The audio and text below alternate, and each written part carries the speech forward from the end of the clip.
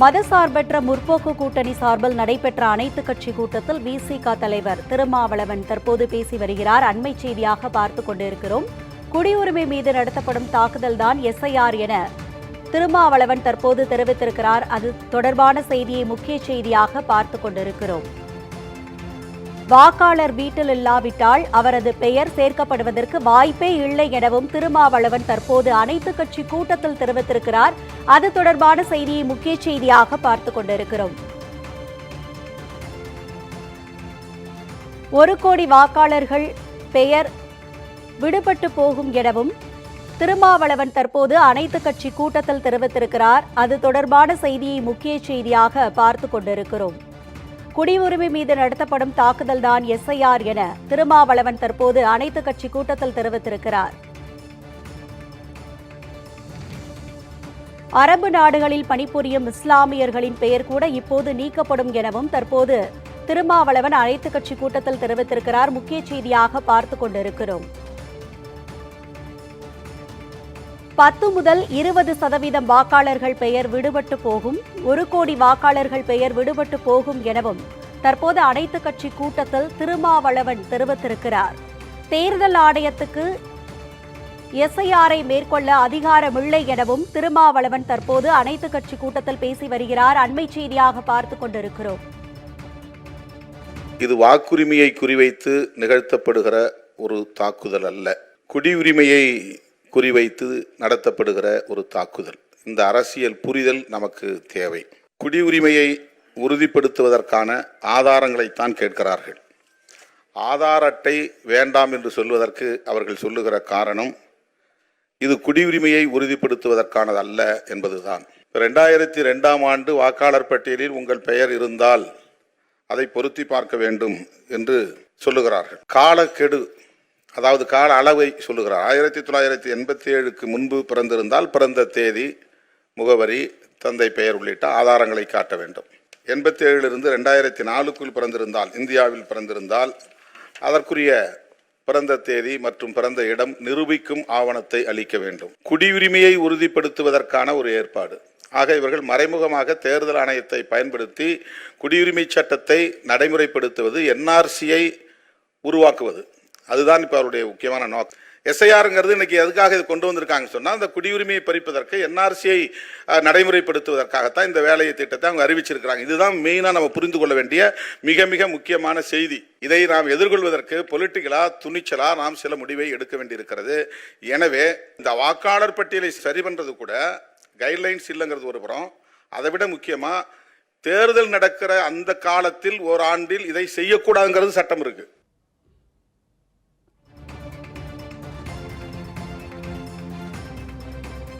எஸ்ஐஆருக்கு எதிராக முதலமைச்சர் என்ன நடவடிக்கை எடுத்தாலும் அதற்கு காங்கிரஸ் உறுதுணையாக இருக்கும் என செல்வ பெருந்தகை தெரிவித்திருக்கிறார். அண்மை செய்தியாக பார்த்துக் கொண்டிருக்கிறோம்.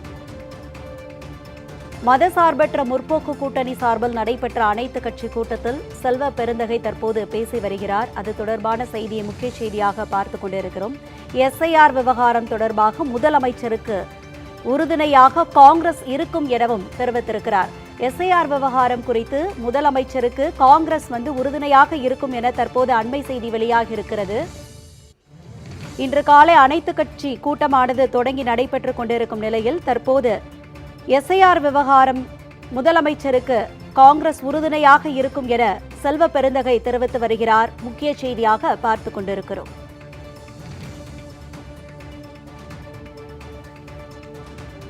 எஸ்ஐஆர் விவகாரம் தொடர்பாக முதலமைச்சருக்கு காங்கிரஸ் உறுதுணையாக இருக்கும் என செல்வ பெருந்தகை தெரிவித்திருக்கிறார். அண்மை செய்தியாக பார்த்துக் கொண்டிருக்கிறோம். தமிழ்நாட்டு மக்களுக்கு எந்த பிரச்சினை வந்தாலும் முதலில் குரல் கொடுப்பவர் முதலமைச்சர் மு.க. ஸ்டாலின் என செல்வ பெருந்தகை தற்போது தெரிவித்திருக்கிறார். அண்மை செய்தியாக பார்த்துக் கொண்டிருக்கிறோம். மேலும் எஸ்ஐஆர் விவகாரத்துக்கு முதலமைச்சருக்கு உறுதுணையாக காங்கிரஸ் இருக்கும் எனவும் தெரிவித்திருக்கிறார். மராட்டியத்தில் 90 லட்சம் வாக்காளர்களை 5 மாதங்களில் தேர்தல் ஆணையம் சேர்த்து உள்ளது எனவும் செல்வ பெருந்தகை சார்பாக தற்போது தெரிவிக்கப்பட்டிருக்கிறது. அண்மை செய்தியாக பார்த்துக் கொண்டிருக்கிறோம். எஸ்ஐஆர் விவகாரத்திற்கு முதலமைச்சருக்கு காங்கிரஸ் உறுதுணையாக இருக்கும் என செல்வ பெருந்தகை தற்போது தெரிவித்து வருகிறார். அண்மை செய்தியாக பார்த்துக் கொண்டிருக்கிறோம். எப்பொழுதும் தமிழ்நாட்டு மக்களுக்கு எந்த பிரச்சனை வந்தாலும் அதை முதன்மை குரலாக ஓங்கி ஒலிக்கின்ற குரலாக மாண்பு முதலமைச்சருடைய குரல் இருக்கும். இப்பொழுது தமிழ்நாட்டில் உங்களுடைய குடியுரிமை சான்றிதழை கொடு என்றால் என்னாலேயே கொடுக்க முடியாது. அதை உச்சநீதிமன்ற நீதிபதியே சொல்லியிருக்கார்.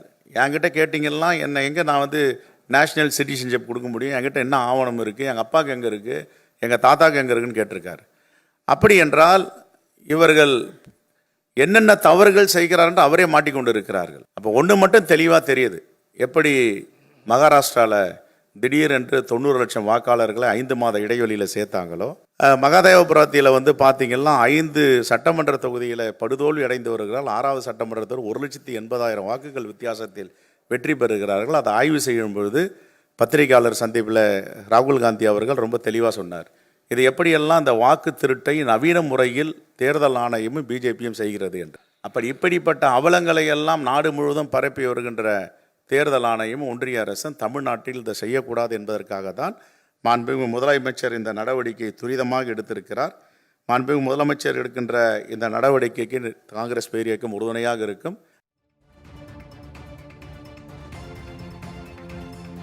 எஸ்ஐஆர் நடவடிக்கை மேற்கொள்ள அரசியல் சட்டத்தில் இடமில்லை என கி வீரமணி தெரிவித்திருக்கிறார். அண்மை செய்தியாக பார்த்துக் கொண்டிருக்கிறோம்.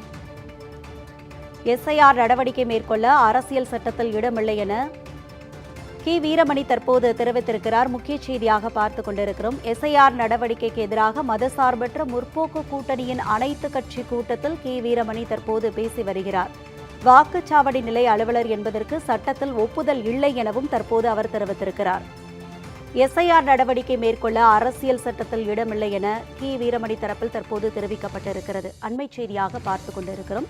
வாக்குச்சாவடி நிலை அலுவலர் என்பதற்கு சட்டத்தில் ஒப்புதல் இல்லை எனவும் அவர் தரப்பில் தெரிவிக்கப்பட்டிருக்கிறது. இன்று காலை அனைத்து கட்சி கூட்டமானது தொடர்ந்து நடைபெற்று கொண்டிருக்கும் நிலையில் தற்போது கி வீரமணி அவர்கள் பேசி வருகிறார். அதில் எஸ்ஐஆர் நடவடிக்கை மேற்கொள்ள அரசியல் சட்டத்தில் இடமில்லை என கி வீரமணி தரப்பில் தற்போது தெரிவிக்கப்பட்டிருக்கிறது. அது மட்டுமல்லாமல் வாக்குச்சாவடி நிலை அலுவலர் என்பதற்கு சட்டத்தில் ஒப்புதல் இல்லை எனவும் கி வீரமணி தரப்பில் தெரிவிக்கப்பட்டிருக்கிறது. முக்கிய செய்தியாக பார்த்துக் கொண்டிருக்கிறோம்.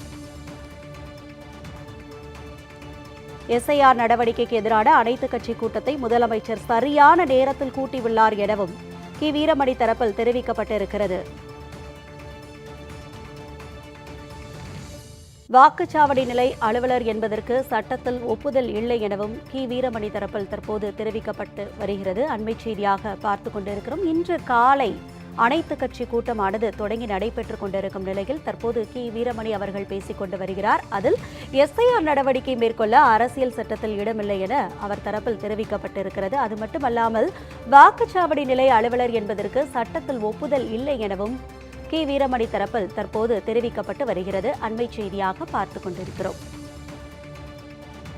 எஸ்ஐஆர் என்று சொல்லக்கூடிய ஸ்பெஷல் இன்டென்சிவ் ரிவிஷன் என்று சொல்வதற்கு அரசியல் சட்டத்தில் இடமில்லை. அரசியல் சட்டப்படி இங்கே தேர்தல் ஆணையம் செய்ய இடமில்லை. எப்படி என்று சொன்னால் தனியே ஒன்று சொல்லலாமே தவிர ஒட்டுமொத்தமாக எல்லா மாநிலங்களுக்கும் தமிழ்நாடு முழுக்க ஒரே தடவையிலே இப்படி செய்யலாம் என்பதற்கு இடமில்லை.